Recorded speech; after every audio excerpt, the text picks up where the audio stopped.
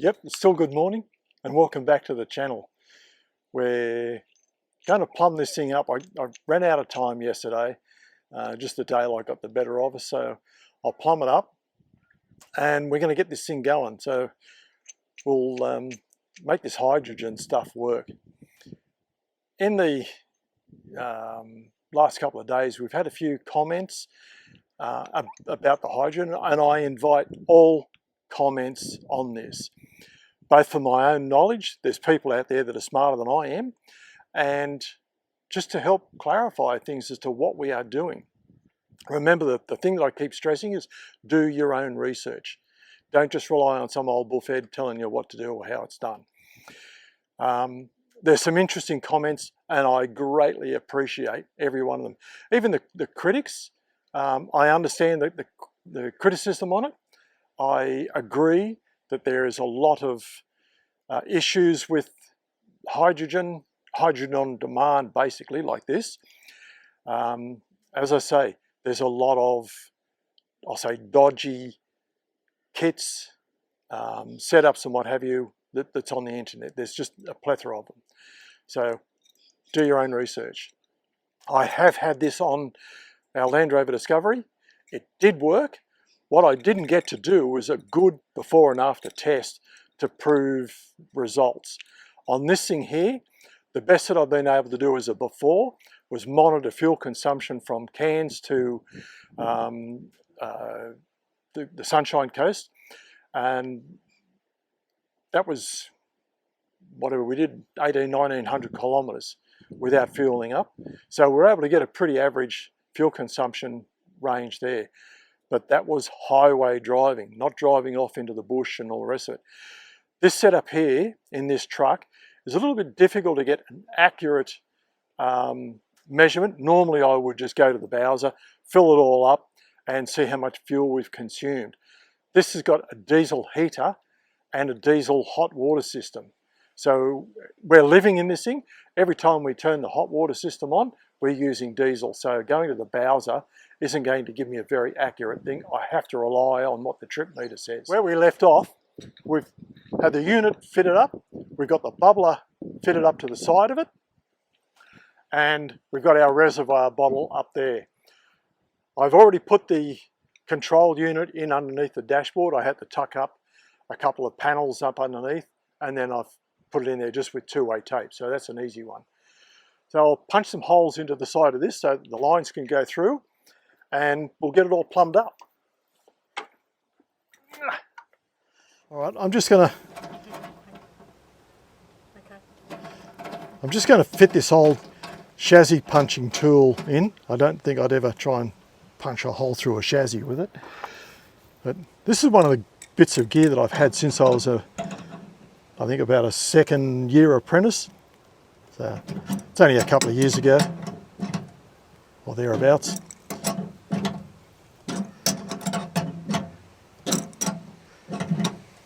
It was very good at punching holes through. These days, we've got all sorts of tapered drills and things that do this, and unfortunately, mine aren't here with me, so I've got to resort to the old tried and true method.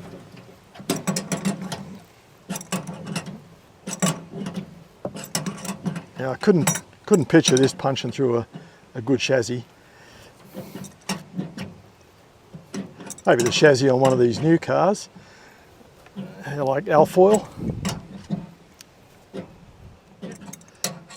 I'm interested in ways of being able to enhance the production of the hydrogen gas in these units.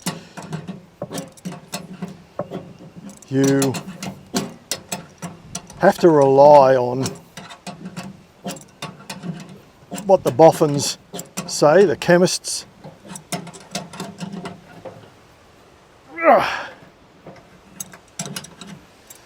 Yeah, the chemists out there advise as to what you can and can't use to produce copious amounts of hydrogen. We've got a nice windy day today.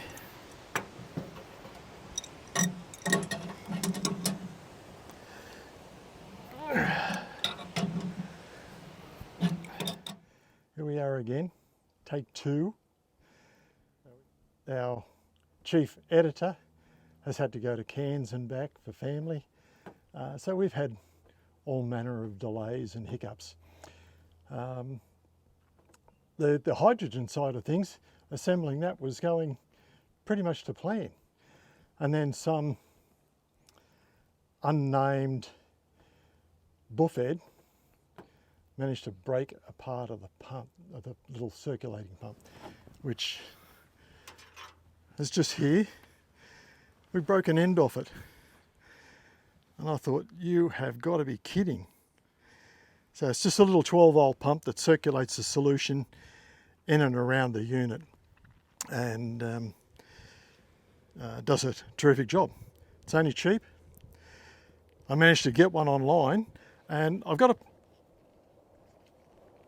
give a bit of a plug, I guess, even though I didn't buy the thing through him. The company was called Oz Online. I didn't buy it through them, but he went to the trouble of finding me one that I could use. So good on you, I appreciate that.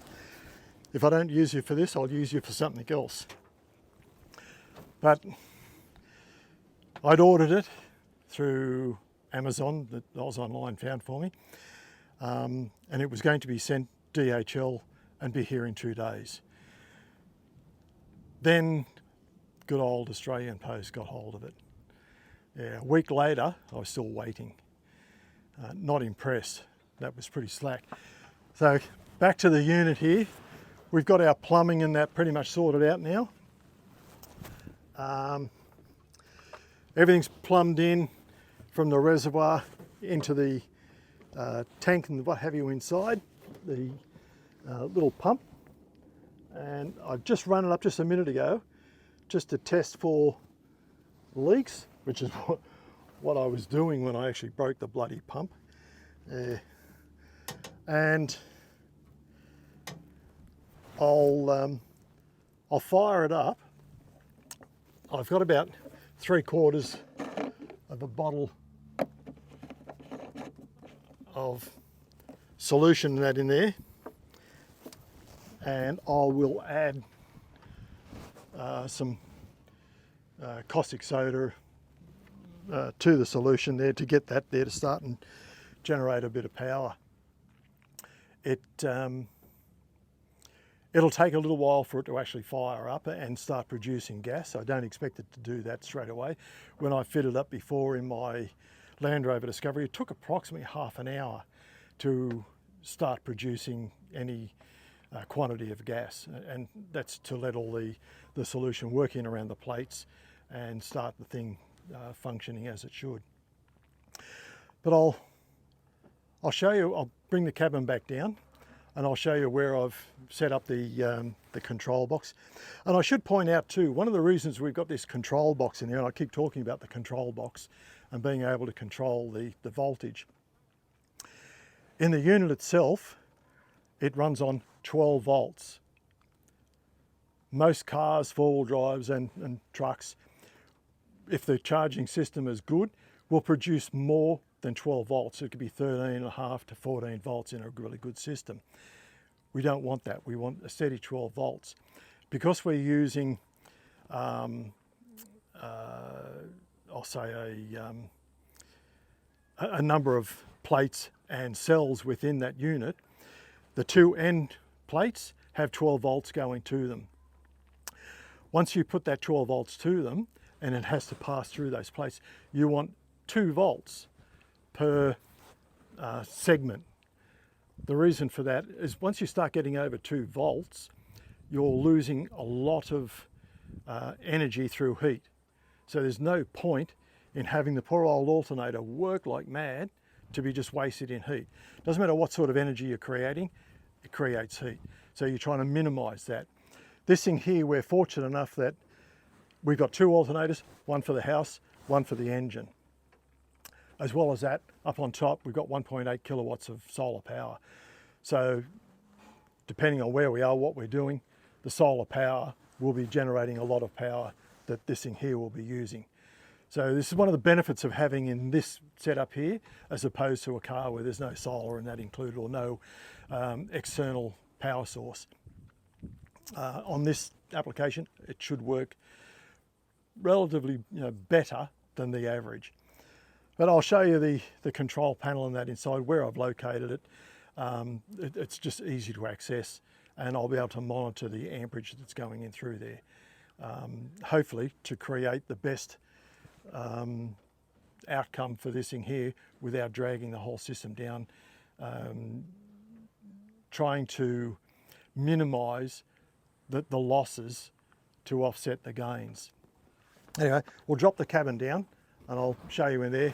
We'll put the solution into this thing here. I've got some pre-mixed solution that I've just made up a few minutes ago. That's dissolving. I'll put it into there and then we'll crank it up. Just hang about.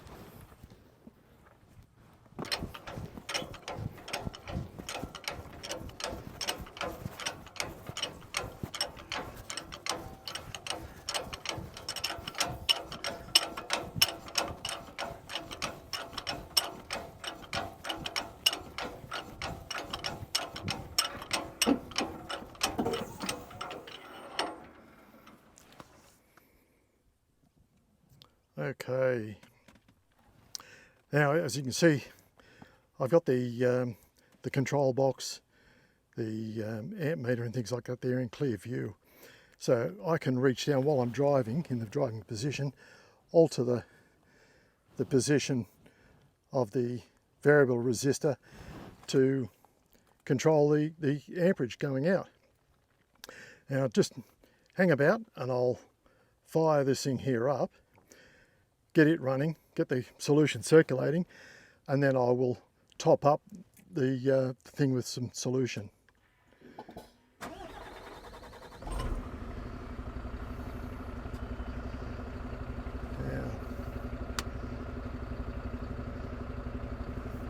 I've got it running at present at about 15 amps. We don't need any more than that just at present. The solution will pick that up. So there's our little amp meter. I'll just crank it up just that touch more. There we go, 15 amps. Now we'll add some solution to it and let it do its thing. That should pick up.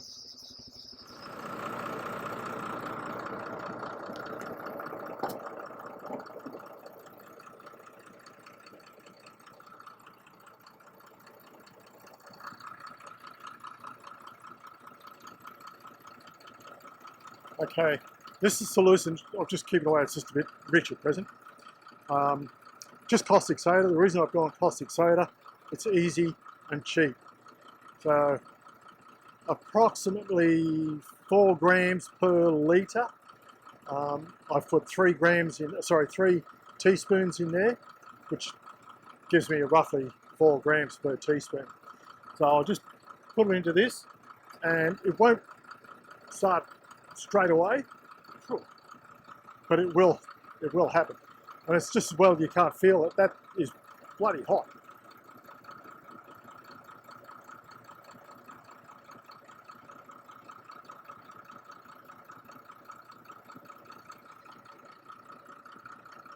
And extremely caustic.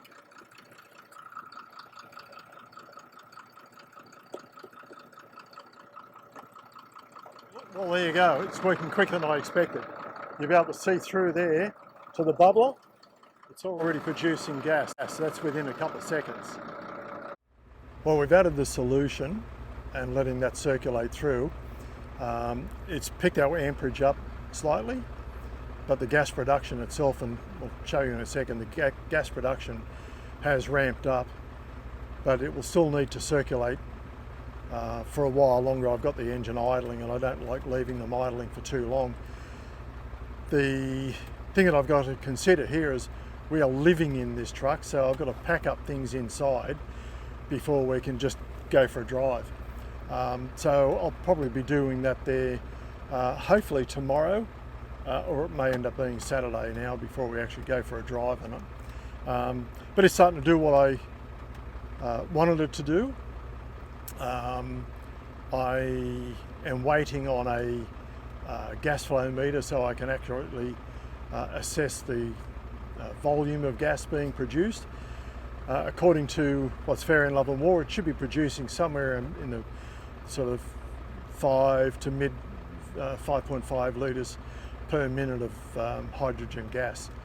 I don't consider that there to be a bad amount or a low amount. That's pretty reasonable for a system like this. Many of them that I've seen are hard pressed producing 2.5 to 3 litres per minute of gas. As I said, I had this thing running in my Land Rover and I could certainly tell the difference there. Well, we'll slip outside, we'll have a look at what the gas production's like at present, just visually through the bubbler. And I'll show you one of the things that we had a few technical issues in that with, apart from the pump. The pump was, yeah, some old bullhead's problem there, but anyway. We'll slip outside and I'll show you there and then we can sign off. Cheers. So you'll be able to see the production and you'll have to excuse the noise from the engine that they're running. At present that's at around about 22 amps it's producing. We were running around about 28, 29 amps, try and keep it under 30. So it will ramp up, but to do that we need to take it for a run and then possibly add a little bit more caustic soda. So one of the things that we had issues with, and it's to keep in mind some of these fittings that we had, like on the tank there, up there, and there's a few other, there's these plastic fittings. One of them that was internal fitting broke, and that broke there this morning. So this is what happened. Good old plastic. These are rated at about 110 psi. This has got nowhere near that. So it just fractured through there, and of course it leaks fluid down through there. They're able to turn and position themselves once they're bolted in, but yeah, this one here gave up the ghost. So when you're looking at these things here, I call them push lock fittings, go for the metal ones. Less likely to give you this sort of groove, so I will end up changing these things here. So for now I'll sign off. If you like this video or you have any questions, comments, don't forget to comment and subscribe to the channel. So cheers for now, guys.